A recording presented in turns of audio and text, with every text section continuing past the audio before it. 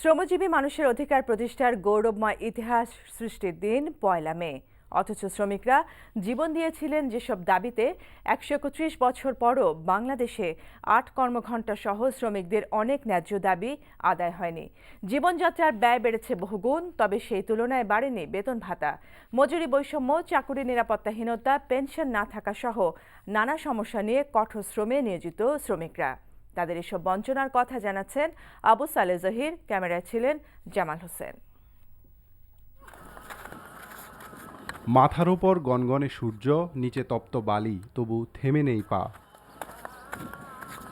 জীবিকার টানে খেটে চলা শ্রমজীবী মানুষদের মাথার ঘাম পায়ে পড়লেও জিরোবার ফুরসত মেলে না।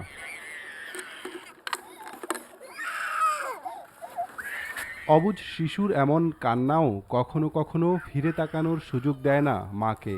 থেমে গেলে পা, টান পড়বে জীবিকায়, সেই ভাবনায় দিনমজুর মা খেটে চলেছেন অবিরাম। শ্রমিকদের যাপিত জীবন এমনই। কষ্ট তো বেশি হয়, তারপরও কেন করে করি এখন কষ্ট পেটের দায়ে করা লাগে।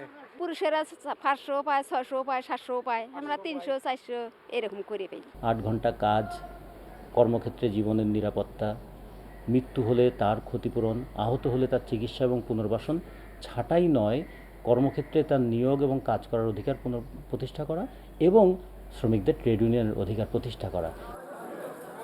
মে দিবসে সবাই যখন ন্যায্য অধিকারের কথা বলছেন, তখন হাজারীবাগের ট্যানারি শ্রমিকরা আছেন চাকরি নিয়ে অনিশ্চয়তায়।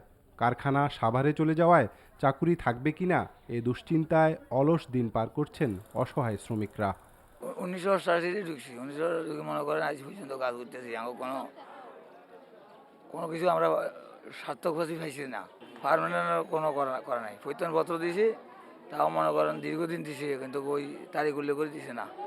তো চাকরি করতে চাই, কোম্পানি যদি আমাকে নেয় আমরা যাবো সাভারে যে আমরা চাকরি করব, কিন্তু আমাকে থাকার জায়গা তো দিতে হবে। আমরা কিভাবে শ্রমিকদের জন্য একটা সার্বজনীনভাবে পেনশন ব্যবস্থা আনতে পারি, আমাদের সামাজিক নিরাপত্তার জায়গা থেকে যদি আমরা সুসংহত করতে পারি, অনেক ক্ষেত্রে শ্রমিকদের যে অধিকার পাওয়ার জায়গাগুলো সেগুলো আস্তে আস্তে উঠে আসবে।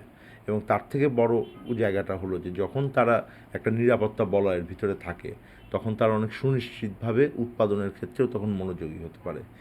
ন্যায্য অধিকারের দাবিতে 1886 সালে যুক্তরাষ্ট্রের শিকাগো শহরের শ্রমিকরা রক্ত দিয়ে প্রতিষ্ঠা করেছেন আজকের মে দিবস। তারপর কেটে গেছে কত বছর, কিন্তু আজও শ্রমিকরা লড়াই করে যাচ্ছেন ন্যূনতম অধিকার আদায়ে।